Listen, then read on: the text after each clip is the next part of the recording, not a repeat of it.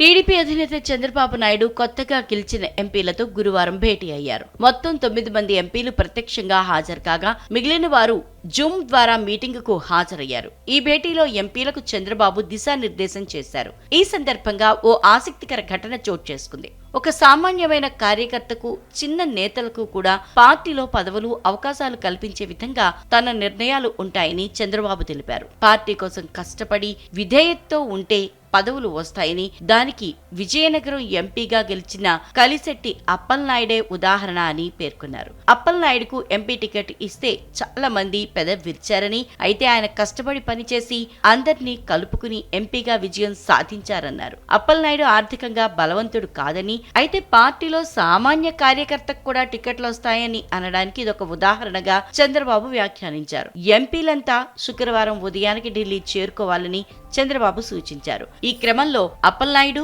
విమాన టికెట్ ఉందా, తీసుకున్నావా అని చంద్రబాబు ఆప్యాయంగా అడిగారు. ఒకవేళ లేకపోతే చెప్పు, మనవాళ్లు టికెట్ బుక్ చేస్తారు అని చంద్రబాబు చెప్పారు. సామాన్య కార్యకర్తకు ఎంపీ టికెట్ ఇచ్చిన తమ పార్టీ అధినేత ఆ కార్యకర్త స్థితిగతుల గురించి తెలుసుకుని విమాన టికెట్ పై కూడా ఆరా తీయటంపై ఎంపీలు భావోద్వేగానికి గురయ్యారు. మీటింగ్ నుంచి బయటకు వచ్చిన ఎంపీలు అధినేత తమపై చూపిన ప్రేమ పట్ల చర్చించుకుని ఆనందం వ్యక్తం చేశారు.